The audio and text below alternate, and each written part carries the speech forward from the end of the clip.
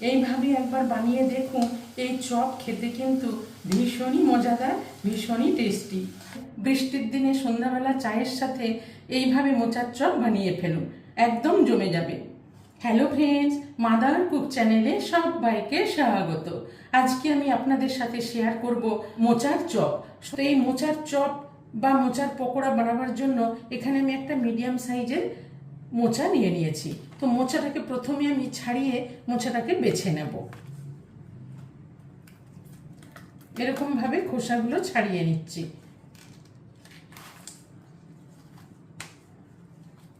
দেখুন, এইভাবে খোসার থেকে প্রথমে মোচার ফুলগুলোকে ছাড়িয়ে নিচ্ছি। আপনারা প্রত্যেকেই জানেন মোচা কিভাবে ছাড়াতে হয়। এবারে এইভাবে ধরে নিয়ে এখান থেকে যে শক্ত ডাঁটি মতন একটা অংশ আছে আর এখানে একটা পাতলা পর্দা মতন আছে, এটা শক্ত, এই দুটোকে আমি বেছে ফেলে দেব। মোচার এই দুটো বেছে নিতে হবে, না হলে মোচা খেতে ভালো লাগবে না। এগুলো যেহেতু শক্ত জিনিস, এগুলো ইজি, এইভাবে ধরলে খুব চটপট বাছা হয়ে যায়। দেখুন, শক্ত অংশটা নিয়ে এইভাবে আমি চট করে বেছে নিই। খুব সুন্দরভাবে একটা ফুল থেকে আমি এই এতগুলো সাদা অংশ আর শক্ত অংশটা বেছে নিলাম। এইভাবে পুরো মোচাটা বেছে নেব। নিয়ে দেখুন, এইভাবেই ধরে আমি খুব কুচি কুচি করে মোচাগুলো কেটে নেব। এইভাবে একটা ফুল বেছে আমি কুচি করে কেটে নিলাম। পুরো মোচাটাই ভালো করে বেছে এইভাবে কুচি করে কেটে নেব। এইভাবে কুচিয়ে কেটে নিয়ে মোচাটাকে সেদ্ধ করে নেব।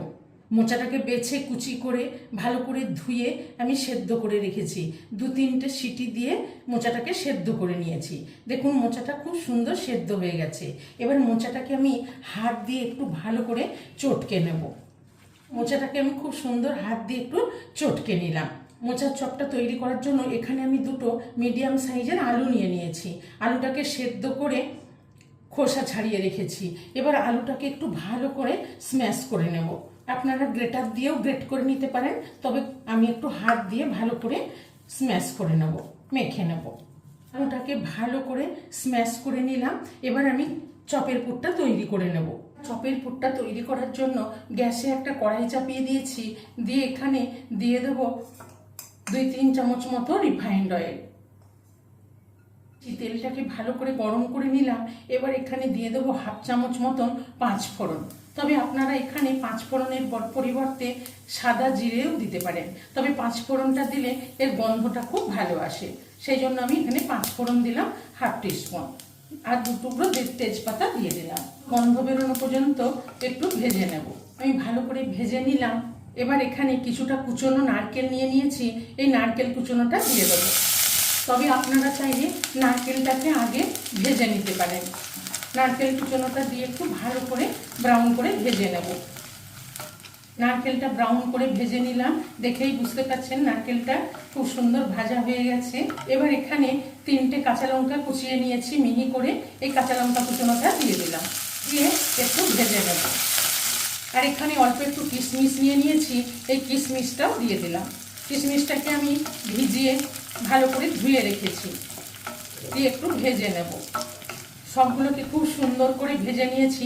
এবার এখানে দিয়ে দেব 1 চামচ মতন আদা বাটা। আদা বাটাটা দিয়ে একটু ভেজে নেব। আদা বাটাটা দিয়ে একটু ভেজে নিলাম। এবার এখানে একটু জল দিয়ে দেব। একটু জল দিয়ে দিলাম। দিয়ে এবারে এখানে কিছু গুঁড়ো মশলা দিয়ে দেবো।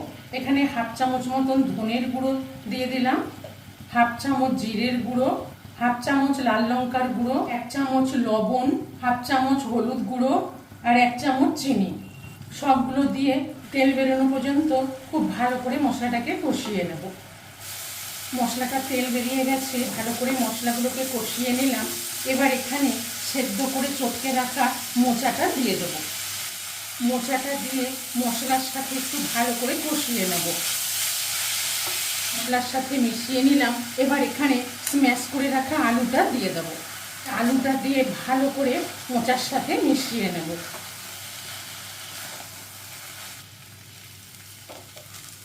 মোচা আলু মশলা সব একসাথে ভালো করে নেড়ে মিশিয়ে নিলাম। এবার এখানে 1 চামচ শুকনো লঙ্কার ভাজা জিরের গুঁড়ো দিয়ে দিলাম, আর দিয়ে দিচ্ছি গরম মশলার গুঁড়ো। স্বাদ মতন গরম মশলার গুঁড়ো দিয়ে দিলাম। আর এখানে আমি কিছুটা ভাজা বাদাম নিয়ে নিয়েছি, বাদামটাকে আমি একটু হাফ ক্রাশ করে নিয়েছি, এই ভাজা বাদাম গুঁড়ো ক্রাশ করাটা দিয়ে দেব। দিয়ে সব কিছু একসাথে ভালো করে মিশিয়ে নেড়ে নেব। খুব ভালো করে নেড়ে মিশিয়ে নিলাম। তবে এখানে আরো একটু স্বাদ মতো লবণ দিয়ে দেবো। লবণ মিষ্টিটা অবশ্যই করে চেক করে দেবেন। লবণ মিষ্টি ঝাল বেশ টান টান হলে তবে চপটা খেতে ভালো লাগবে। এবার এখানে আমি অল্প একটু ধনেপাতা কুচনো ছড়িয়ে দেব। তবে ধনেপাতা কুচনোটা অপশনাল, না থাকলে দেবার দরকার নেই। তো ধনেপাতা কুচনোটা দিয়ে একটু ভালো করে নেড়ে মিশিয়ে নেব। এতে করে চপের পুরটা খেতে আরো বেশি ভালো লাগবে। দেখেই বুঝতে পারছেন বন্ধুরা কতটা সুন্দর, কত লোভনীয় চটপটে স্পাইসি মোচার পুর তৈরি করে নিলাম। এবার আমি এই পুরটাকে নামিয়ে ঠান্ডা করে নেব, নিয়ে তারপরে চপগুলোকে বানিয়ে নেব। চপের পুরটা তৈরি করে ঠান্ডা করে নিয়েছি। দেখুন কত সুন্দর মোচার পুরটা ঠান্ডা হয়ে গেছে। এবার আমি এখান থেকে কিছুটা করে নিয়ে চপটা তৈরি করে নেব। দেখুন এইভাবে একটা আমি লম্বাভাবে চপের একটা শেপ দিয়ে দিলাম। তবে আপনারা আপনাদের পছন্দ মতন চপের শেপগুলো বানিয়ে নেবেন। তো এখানে একটা মোচার চপ তৈরি করে নিলাম। এবার একটা আমি প্লেটের মধ্যে রেখে দেব। আবার এখান থেকে কিছুটা নিয়ে ওই একইভাবে চপগুলো বানিয়ে নেব। দেখুন আবার একটা বানিয়ে নিলাম। এরকমভাবে আমি সব মোচার চপগুলো বানিয়ে নেব। এইভাবে সব চপগুলো বানিয়ে নিলাম। এবার এই চপগুলোকে সরিয়ে রেখে ব্যাটার তৈরি করে নেব।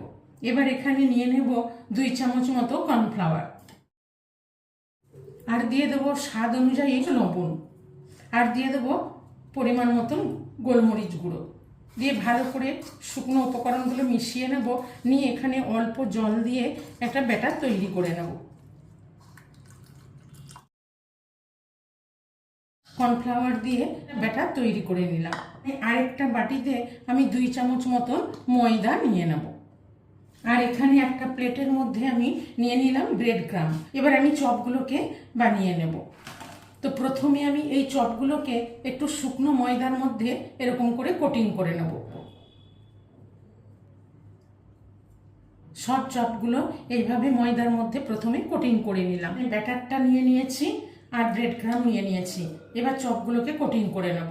প্রথমে একটা করে চপ এই কর্নফ্লাওয়ারের ব্যাটারের মধ্যে দিয়ে দিলাম, দিয়ে উঠিয়ে নিলাম। নিয়ে এই ব্রেড ক্রাম্বের মধ্যে দিয়ে দেব। দিয়ে এইভাবে উপর থেকে ব্রেড ক্রাম্ব দিয়ে দেব। দিয়ে একটু ভালো করে কোট করে নিলাম। নিয়ে আবার একবার ব্যাটারে দিয়ে দেব। দিয়ে এপিট ওপিট কোট করে আবার এটাকে উঠিয়ে নেব। নিয়ে আবার ব্রেড ক্রাম্বের মধ্যে দিয়ে দিলাম। দিয়ে এইভাবে ব্রেড ক্রাম্বের মধ্যে কোটিং করে নেব। কত সুন্দর একটা মোচার চপ এইভাবে তৈরি করে নিলাম।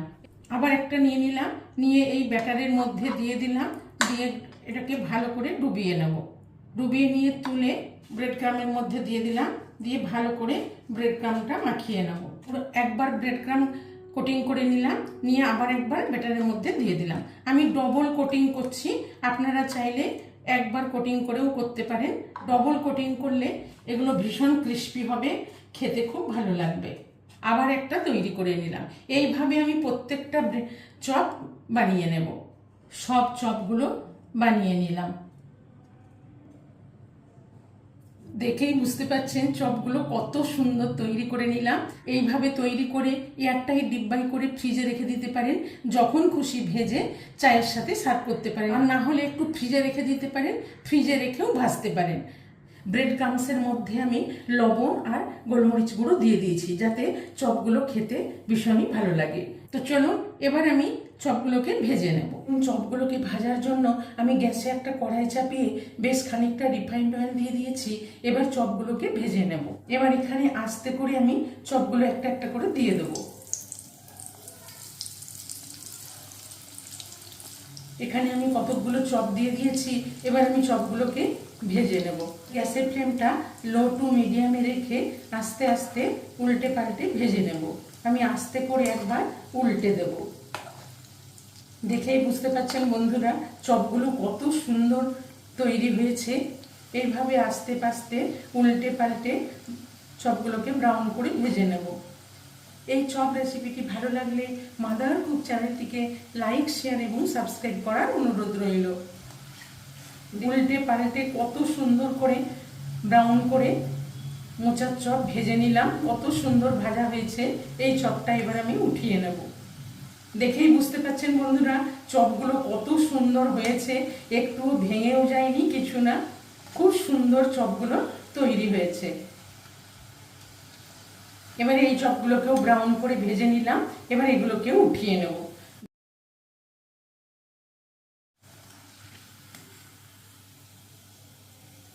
কতটা লোভনীয় মোচার চপ তৈরি হয়ে গেছে। এবার আমি এখানে আবারও কতগুলো চপ দিয়ে দেবো। এইভাবে আমি সব চপগুলো লো টু মিডিয়াম ফ্লেমে রেখে ভেজে নেব। এই চপগুলো ভেজে নিলাম, মোচার চপগুলো ব্রাউন করে ভেজে নিলাম। এবার গরম গরম পরিবেশন করে নেব। এইভাবে একবার মোচার চপ রেসিপিটি বানিয়ে দেখুন, এটি খেতে ভীষণই সুস্বাদু হয়, একদম ক্রিস্পি মচমচে এই মোচার চপ এইভাবে বানিয়ে ফেলুন। মোচার চপ কতটা লোভনীয় হয়েছে, চায়ের সাথে এইভাবে মোচার চপ বানিয়ে গরম গরম পরিবেশন করুন। এতে বাচ্চা থেকে বড় সবাই খুশি হয়ে যাবে। দেখুন কতটা ক্রিস্পি হয়েছে, দেখুন আমি একটা ভেঙে দেখাচ্ছি। দেখুন উপরটা কতটা মচমচে খাস্তা, আর ভেতরে দেখুন কত পুড়ে ঠাসা।